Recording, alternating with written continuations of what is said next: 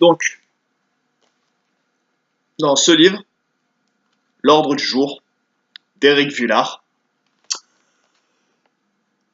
on apprend l'existence, on a le point de vue un peu particulier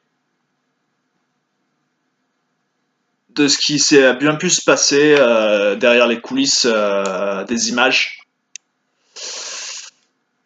dans le monde en 1945, dans les années 1933 jusqu'à 1945.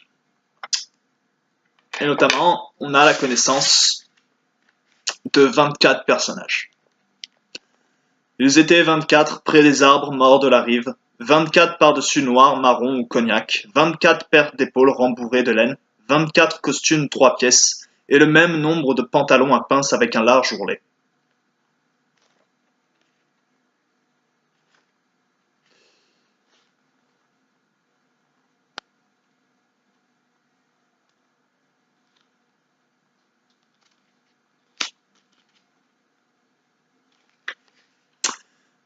À quelques pas, admirant les délicates figurines de plâtre qui ornent le plafond, Wilhelm von Oppel relève et rabaisse ses grosses lunettes rondes. Encore un dont la famille s'était lancée vers nous depuis le fond des âges, depuis le petit propriétaire terrien de la paroisse de Brobach, de promotion en amoncellement de robes et de faisceaux, de closeries et de charges, magistrat d'abord, puis bourgmestre, jusqu'à l'instant où Adam, sorti des entrailles indéchiffrables de sa mère, puis ayant assimilé toutes les astuces de la serrurerie, avait conçu une merveilleuse machine à coudre qui fut le commencement véritable de leur rayonnement. Pourtant, il n'inventa rien.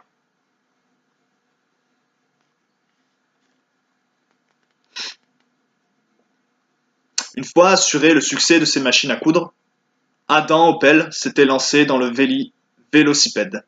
Mais une nuit, une voix étrange se glissa par l'entrebâillement de la porte. Son propre cœur lui parut froid, si froid. Ce n'étaient pas les inventeurs de la machine à coudre qui quémandaient des royalties. Ce n'étaient pas ces ouvriers qui revendiquaient leur part des bénéfices. C'était Dieu qui réclamait son âme. Il fallut bien la rendre. Mais les entreprises ne meurent pas comme les hommes. Ce sont des corps mystiques qui ne périssent jamais. La marque Opel continua de vendre des bicyclettes puis des automobiles. La firme comptait déjà 1500 employés à la mort de son fondateur. Elle ne fit que croître. Une entreprise est une personne dont tout le sang remonte à la tête.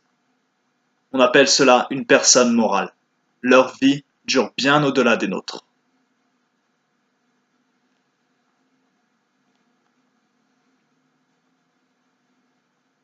Ainsi, ce 20 février où Wilhelm médite sur le petit salon du palais du président du Reichstag, la compagnie Opel est déjà une vieille dame. Aujourd'hui, elle n'est plus qu'un empire dans un autre empire, et elle n'a plus qu'un très lointain rapport avec les machines à coudre du vieil Adam.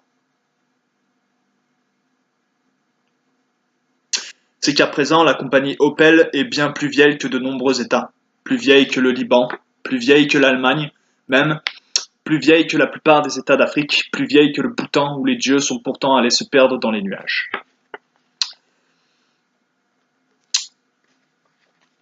Donc,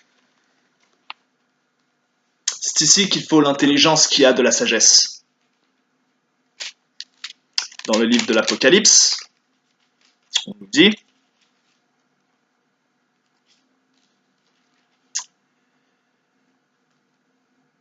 après ces choses, je me suis aussitôt trouvé dans la puissance de l'esprit, et regardez, un trône était à sa place dans le ciel, et sur ce trône il y a quelqu'un d'assis. Et celui qui est assis est semblable d'aspect à une pierre de jaspe et à une pierre précieuse de couleur rouge, et tout autour du trône il y a un arc-en-ciel semblable d'aspect à une émeraude.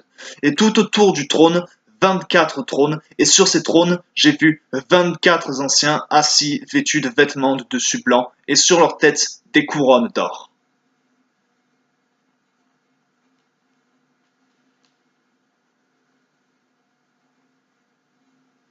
Et chaque fois que les créatures vivantes rendent gloire et honneur et action de grâce à celui qui est assis sur le trône, celui qui vit à tout jamais, les 24 anciens tombent devant celui qui est assis sur le trône et adorent celui qui vit à tout jamais, et ils jettent leur couronne devant le trône en disant « Tu es digne, Jéhovah, oui, notre Dieu, de recevoir la gloire et l'honneur et la puissance, parce que tu as créé toutes choses, et à cause de ta volonté, elles ont existé et ont été créées. »